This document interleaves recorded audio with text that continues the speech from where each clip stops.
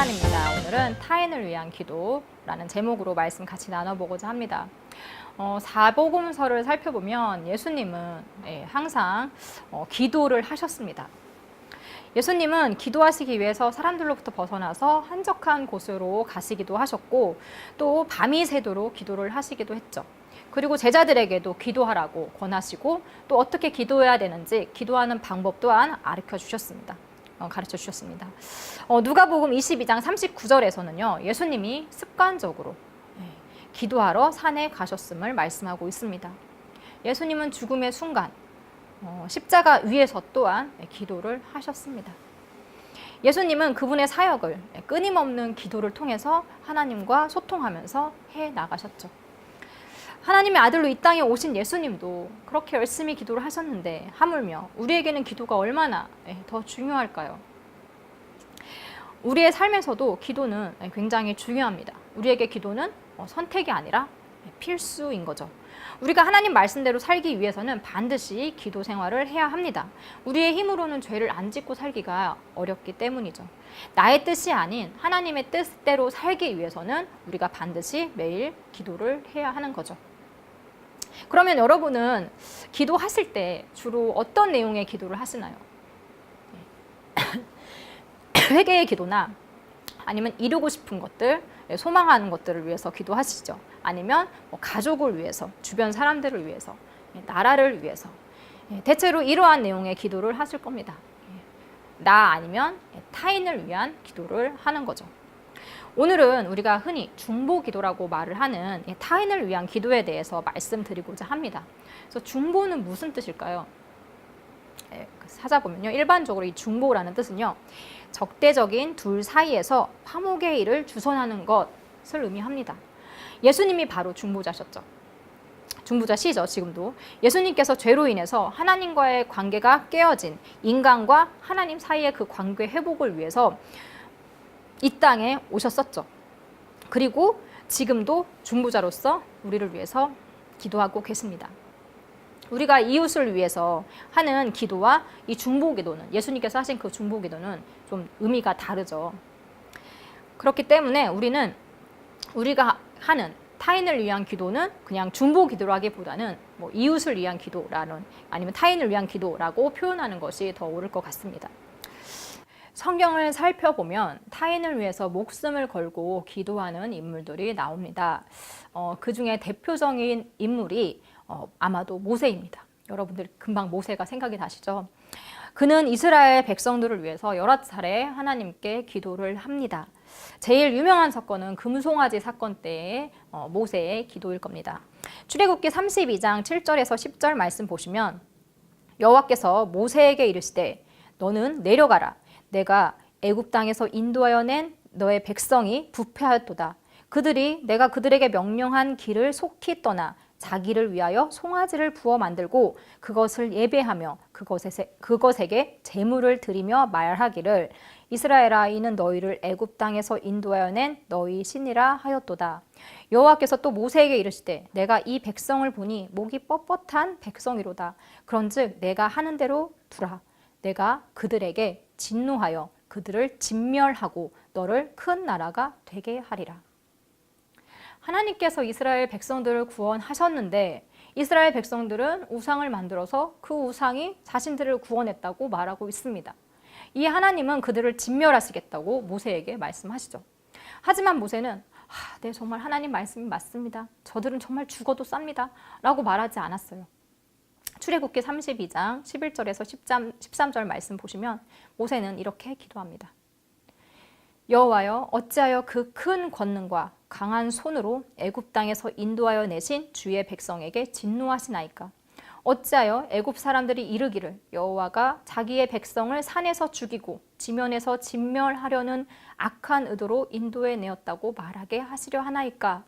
주의 맹렬한 노를 그치시고 뜻을 돌이키사 주의 백성에게 이 화를 내리지 마옵소서. 주의 종 아브라함과 이삭과 이스라엘을 기억하소서.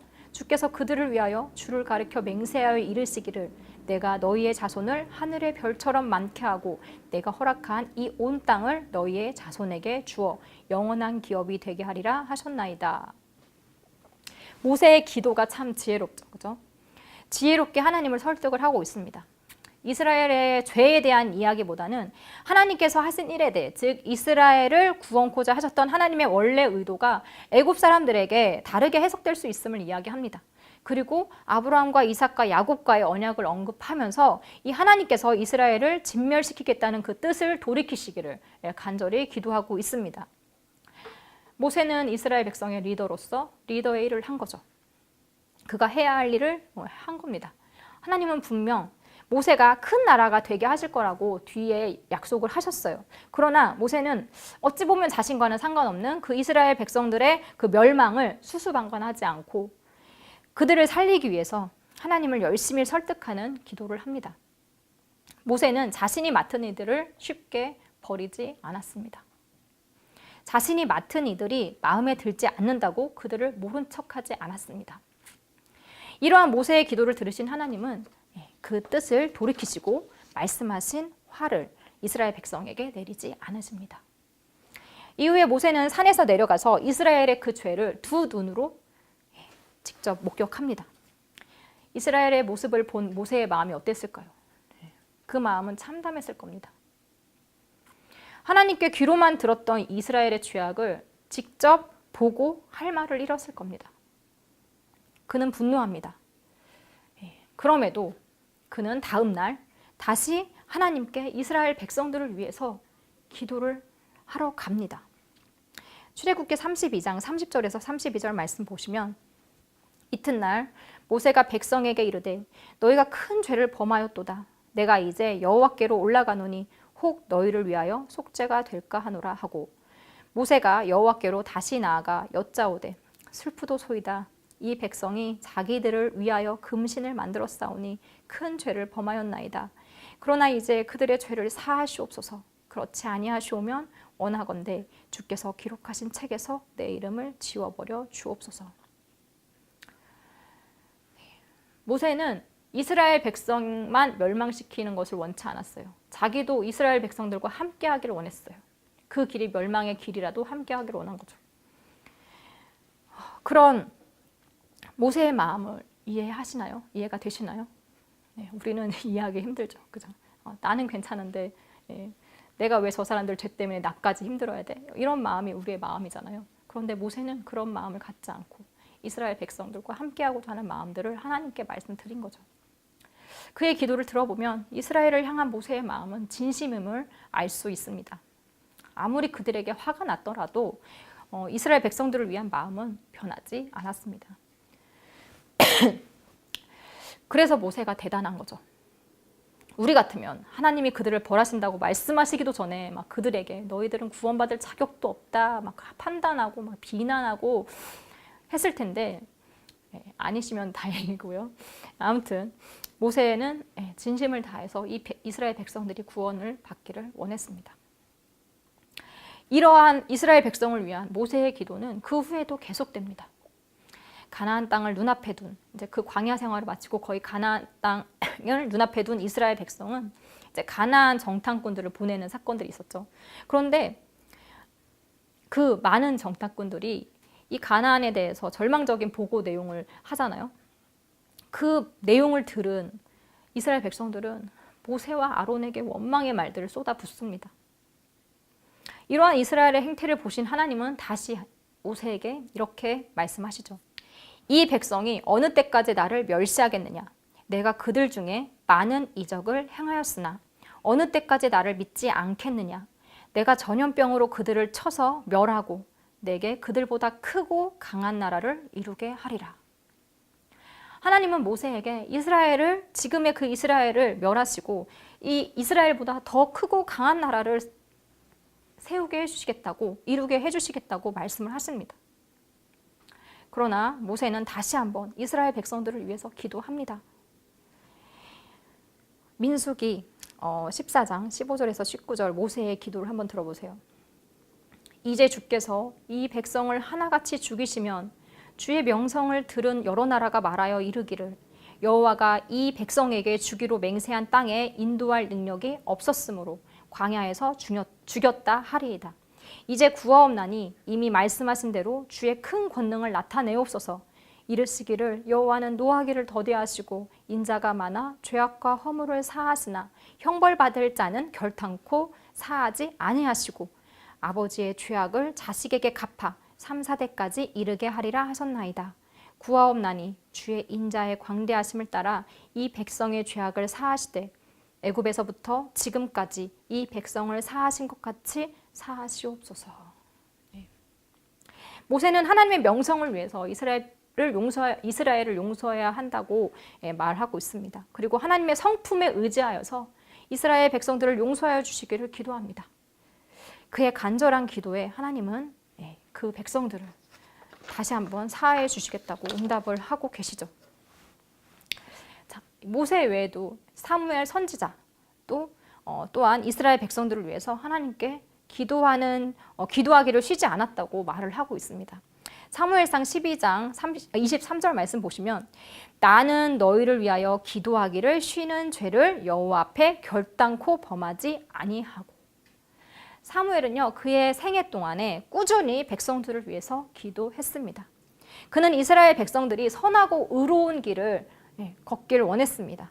그것이 백성들이 하나님께 멸망받지 않을 유일한 길임을 알았기 때문입니다. 사무엘의 마음 또한 사무엘의 마음 또한 그 모세처럼 백성들을 위하는 그 백성들을 소중히 하는 마음을 갖고 있었던 거죠. 그렇게 그들을 위한 기도를 끊이지 않고 할 수 있었습니다. 예레미야 선지자도 백성을 위한 기도를 계속합니다. 심지어 그 백성들이 예레미야를 죽이려고 했음에도 불구하고 예레미야는 백성들의 구원을 위해서 그 이스라엘 백성들을 버리지 말아달라고 하나님께 간구했습니다. 그러나 하나님은 더 이상 이스라엘의 백성의 죄를 용서하실 수 없으셨죠.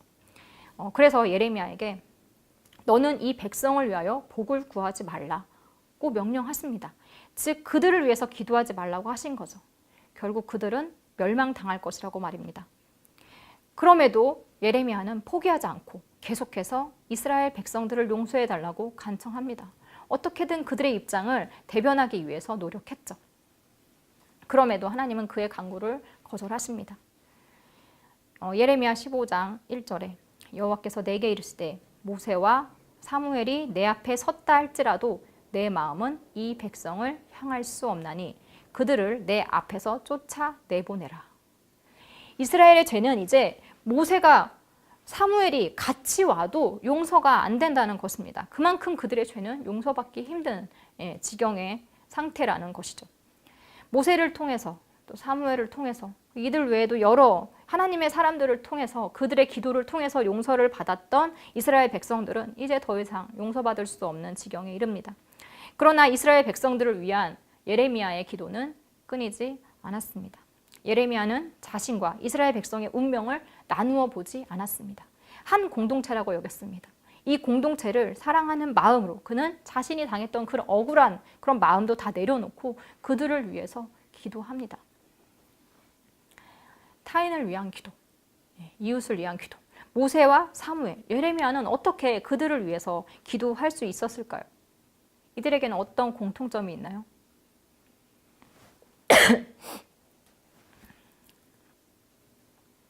바로 이웃을 사랑하는 마음입니다. 우리가 이웃을 위해 기도할 때 필요한 것이 바로 그 사랑하는 마음이에요.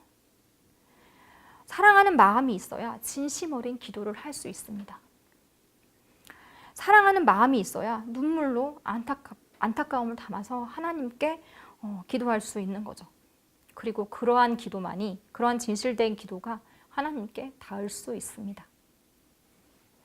마태복음 5장 44절에 나는 너희에게 이르노니 너희 원수를 사랑하며 너희를 박해하는 자를 위하여 기도하라 라고 했습니다. 원수도 사랑해야 기도가 나오겠죠. 애정이 없다면 그 사람이 망하든 말든 전혀 상관이 없고 기도를 하더라도 진심 어린 기도가 나오진 않겠죠. 그래서 사랑하고 기도하라는 겁니다. 여러분은 다른 사람들을 위해서 기도할 때 어떤 마음을 가지고 하시나요? 해야 하니까 습관적으로 하시나요? 아니면 진심을 다해서 안타까운 마음을 가지고 하시나요?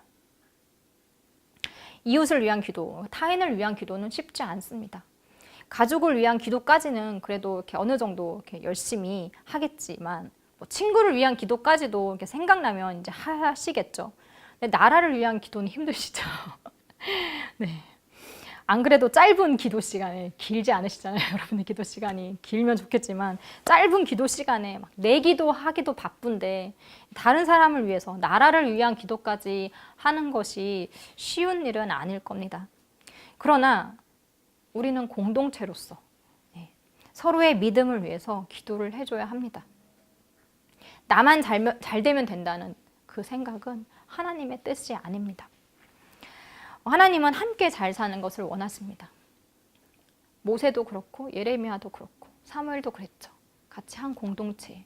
나만 목숨 건지고 다른 사람들은 목숨 건지든지 말든지 상관없어. 이렇게 살지 않았습니다. 같이 살기 위해서 노력했죠. 어느 공동체에 계시든지 여러분의 이웃을 위해서 기도할 수 있는, 또 사랑을 나눌 수 있는, 관심을 가지고 그들을 위해서 기도할 수 있는 우리 모두가 되기를 소망합니다.